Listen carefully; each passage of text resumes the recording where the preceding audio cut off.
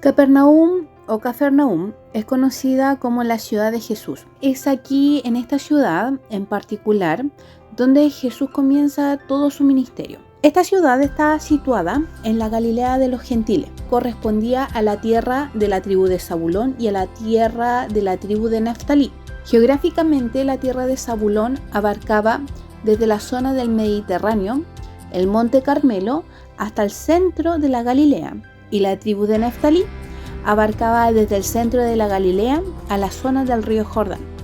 Esta ubicación geográfica de alguna manera nos permite entender por qué motivo Jesús comienza su ministerio ahí. Lo más lógico es pensar que tal vez el ministerio del Mesías debía de comenzar donde estuviese el templo, o sea, en Jerusalén. Pero no, el inicio del ministerio de Jesús comienza en Capernaum porque tiene una importancia tremenda, ya que se remonta a la profecía del gran profeta Isaías en el capítulo 9, la cual dice: a la tierra de Zabulón y a la tierra de Neftalí, pues al fin llenaré de gloria el camino del mar, de aquel lado del Jordán, en Galilea de los Gentiles. El pueblo que andaba en tinieblas vio gran luz, los que moraban en tierra de sombra de muerte, luz resplandeció sobre ellos. Al iniciar Jesús el ministerio en aquel lugar, se cumple la profecía de Isaías 9, porque Capernaum en particular estaba situada primero en la Galilea de los Gentiles, una ciudad que estaba continua al río Jordán. El río Jordán en aquellos años era considerado como frontera, actualmente también es considerado como frontera. Esta ciudad poseía una posición totalmente adecuada, situada entre Curazín y Betsaida. Era la ciudad donde todas las personas que viniesen caminando desde la Mesopotamia, pasando por Siria, tras cruzar el río Jordán, recuerden que el río Jordán era frontera, la cual dividía la tierra de Herodes Filipo y la Galilea de Herodes Antipa. Esta ciudad estaba totalmente centralizada en un lugar donde le permitía recaudar todos los impuestos del territorio de Herodes Antipa. Todas aquellas personas que venían cruzando el Jordán o que venían por aquella vía maris, que venía a ser el camino principal para poder llegar a los otros lugares, tenían que pasar sí o sí por Capernaum. Era la ciudad más transitada. De hecho, desde este lugar nosotros podemos ver a través de la Biblia que es llamado Mateo. Aquí también es curado el siervo del centurión romano, también cura a la hija del tesorero Jairo. Es curada también la hemorroísa. Aquí también se puede encontrar la historia de aquel paralítico que bajan del techo, y también es curada la suegra de Pedro. Todos estos sucesos permiten que la fama de Jesús se extienda de una manera tremenda, como lo señala Mateo 4:23, porque la profecía de Isaías 9 señala que este lugar, que esta Galilea de los Gentiles, era un lugar donde no había luz, donde estaban o padecían gran tiniebla. Y esto se daba en particular por la lejanía que se situaba esta ciudad del templo, razón por la cual las personas buscaban a Jesús para que éste les enseñara, ya que la responsabilidad de la enseñanza del pueblo recaía en los sacerdotes, en los rabinos y en el Sanedrín, pero ellos en particular se encontraban en Jerusalén y su preocupación no estaba puesta particularmente en la enseñanza del pueblo, sino más bien estaba en el poder recibir el costo de la ofrenda de aquellos que sí podían pagar la ofrenda. Entonces, para la gente de la época, para la gente que vivía en Capernaum, el dirigirse a Jerusalén era muy difícil y muy costoso. Esto les significaba a ellos alrededor de 8 días de viaje para poder llegar a Jerusalén. Y, por ejemplo, para poder asistir a las festividades, que era la Pascua, las primicias y el tabernáculo, les significaban 3 semanas de ausencia de sus tierras, de sus negocios, de sus compromisos. Tenían que viajar una semana, tenían que estar una semana en la fiesta y una semana de regreso.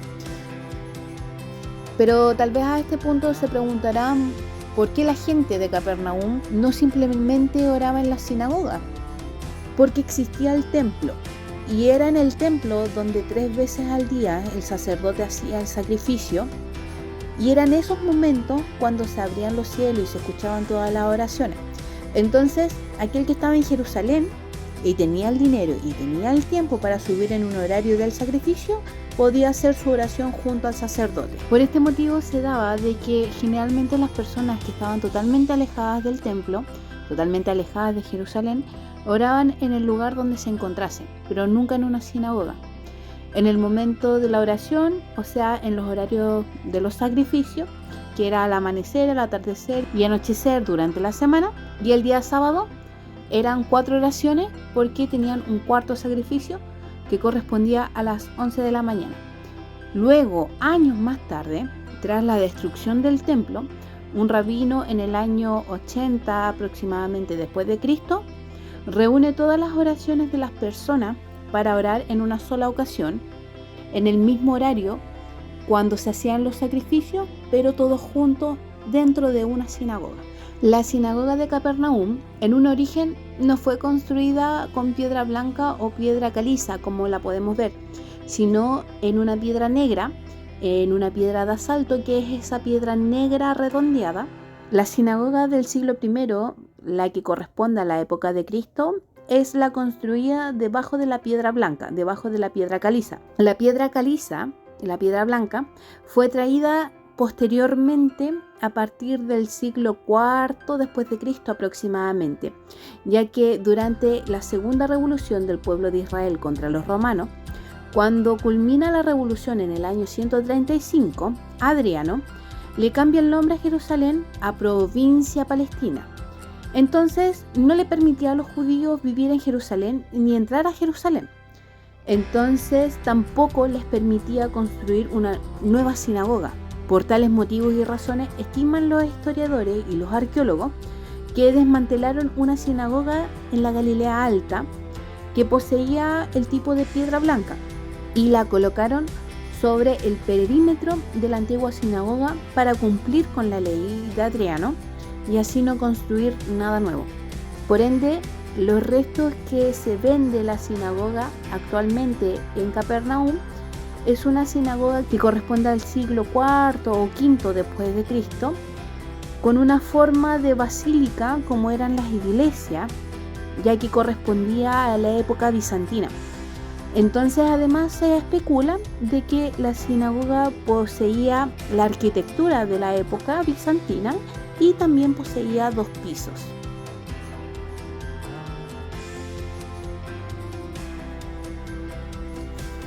Las otras ruinas que rodean a la sinagoga dentro de Capernaum corresponden a las casas de cada uno de los habitantes de la ciudad.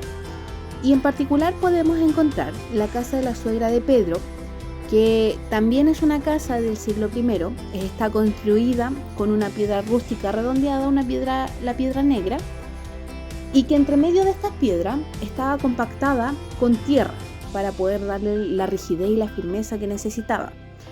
De igual manera se estima que Pedro vivía en la casa de su suegra, y es en esta casa donde de alguna manera comenzaron los primeros cristianos a orar, llamándola la casa de asamblea, ya que en las épocas de las persecuciones, como por ejemplo en la época de Nerón, hubieron 5 persecuciones, y para poder identificar dónde se iban a juntar, ellos utilizaban el símbolo de un pez o de un ancla con el fin de poder llegar, de poder saber quiénes pertenecían a la misma fe. Luego, en la época bizantina, se construye alrededor de la casa de la suegra de Pedro una iglesia octogonal concéntrica.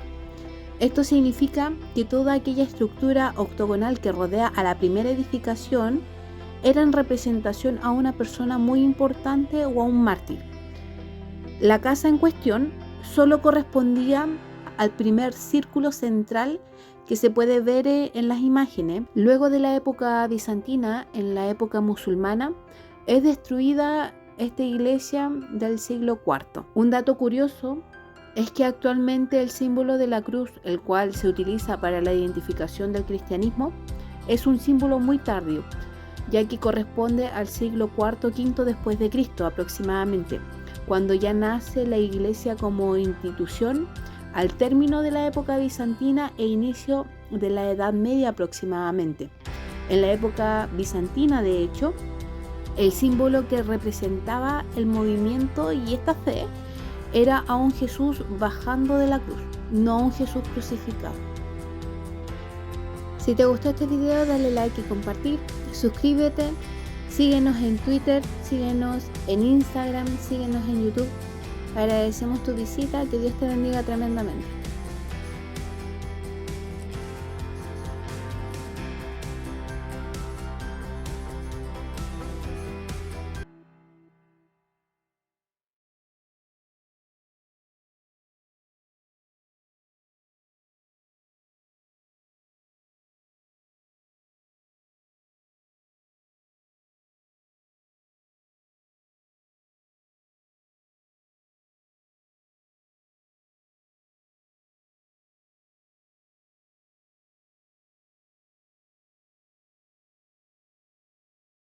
De regreso.